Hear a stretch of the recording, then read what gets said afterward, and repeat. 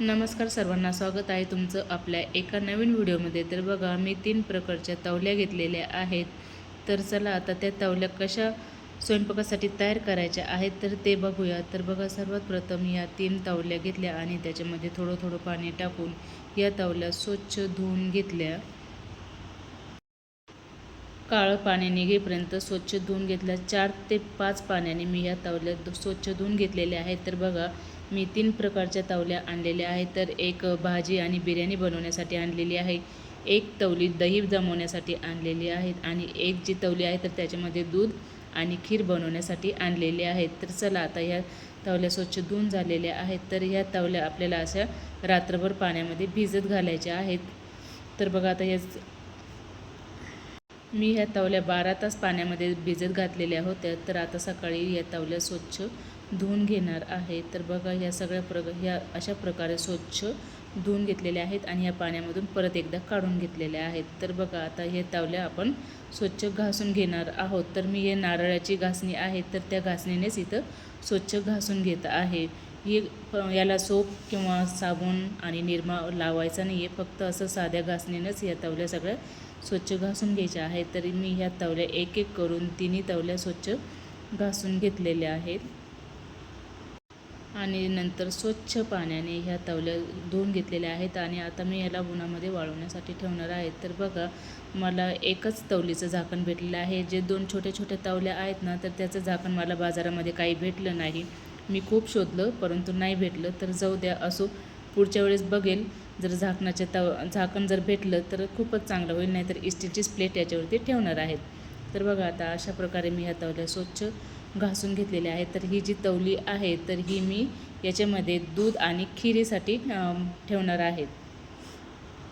तर ह्या स्वच्छ पाण्याने धुवून घेणार आहेत। तर 4 ते 5 पाण्याने स्वच्छ आतून आणि बाहेरून स्वच्छ अशा प्रकारे धुवून घेतलेल्या आहेत। तर बघा, आता ही सर्वात मोठी तवली आहे, तर ही पण स्वच्छ अशी बाहेरून घासून घेते आणि स्वच्छ धुवून घेणार आहे ही तवली पण।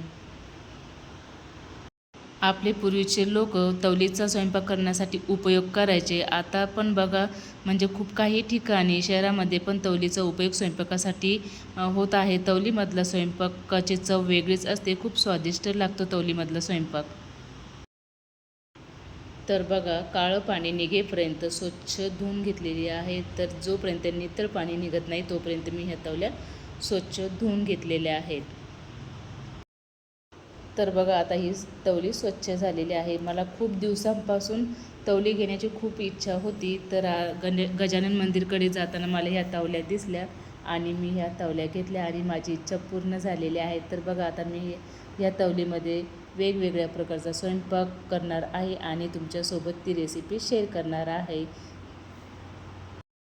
तवली बघितली की मला माझ्या आजीची आठवण होते। तर आई तवलीमध्ये खूप छान स्वयंपाक बनवायची। तिच्या हातचं तुरीचं डाळीचं वरण तवलीमध्ये बनवलेलं एकच नंबर लागायचं। तर बघा, आता ह्या तवल्या स्वच्छ धुवून झालेल्या आहेत। तर आता ह्या सगळ्या तवल्या एक एक करून कोरड्या कपड्याने पुसून घेणार आहेत। तर आता ह्या तवल्या पुसून घेतलेल्या आहे आणि थोड्याशा कोरड्या होऊ दिलेल्या आहेत। तर चला आता याला आपण तेल लावून घेऊया। तेल लावल्यानंतर ह्या तवल्या 2 दिवस कडकडीत उन्हात वाळून घ्यायच्या आहेत। तर बघा, आता ही तवली तयार आहे। तर चला आता तेल लावून घेऊया। तर बघा, इथे मी गोड तेल घेतलेलं आहे आणि कापसाच्या सहाय्याने आतून आणि बाहेरून गोड तेल लावून घेते। सर्वात प्रथम आतून तेल लावून घेते आणि मग नंतर बाहेरच्या साईडला कापसाच्या सहाय्याने सगळीकडून हे गोड तेल लावून घेतलेलं आहे। तर बघा, अशा प्रकारे मी या सगळ्या तिन्ही पण तवल्यांना आतून आणि बाहेरून सगळीकडून असं गोड तेल लावून घेतलेलं आहे आणि शेवटचा हात पण फिरवलेला आहे। तर बघा, आता या सगळ्या तवल्यांना तेल लावून झालेलं आहे। तर आता ह्या तवल्या आपण परत कडकडीत उन्हामध्ये तापवणार आहोत। तर बघा मंडळी, ही सगळी प्रोसेस केली तर आपल्या तवल्या लवकर फुटत नाही आणि खूप दिवस टिकतात। त्याच्यामुळे ही प्रोसेस करणं गरजेचं असतं। तर बघा, आता आतून वाळवलेल्या होत्या, आता हे सगळं पलटून बाहेरून पण मी अशा वाळून घेणार आहेत अशा पद्धतीने।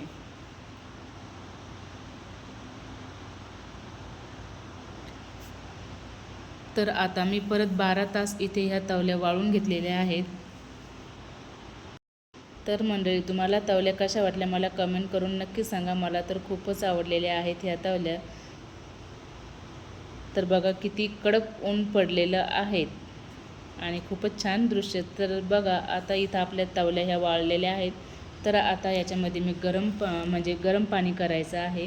तर आता याच्यात सर्वात प्रथम ही तवली पाण्याने भरून घेते आणि आपण ही तवली आता गॅसवरती ठेवणार आहोत. तर बघा गॅसवरती तवली ठेवताना गॅस कमी ठेवायचा आहे, फुल स्पीड करायची नाही आहे. कमी गॅसवरतीच ही तवलीमध्ये गरम पाणी होऊ द्यायचं आहे, म्हणजे उकळून घ्यायचं आहे. तर या अशा मी मोठ्या तवलीमध्ये पाणी उकळून घेतलं, नंतर ही छोटी तवलीमध्ये उकळून घेतलं आणि त्याच्यानंतर ही तिसऱ्या तवलीमध्ये पण गरम पाणी उकळून घ्यायचं आहे. तवलीमध्ये फुल पाणी भरायचं आहे, कारण की ह्या तवल्या आपल्याला आतून स्वच्छ झाल्या पाहिजे, थोडासा पण मातीचा कण नाही राहिला पाहिजे. तर बघा आता हा गॅस कमीच ठेवलेला आहे. जास्त जर फुल गॅस केला तर मग एखाद्या दिवस आपलं मडकं फुटू शकतं. त्यामुळे स्वयंपाक करताना पण कमी गॅसवरतीच स्वयंपाक करायचा आहे.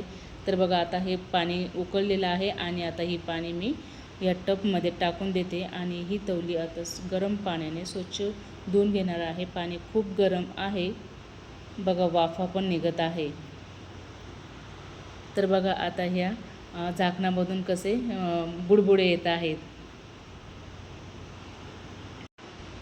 तर बघा सर्वात प्रथम झाकण स्वच्छ धुवून घेते.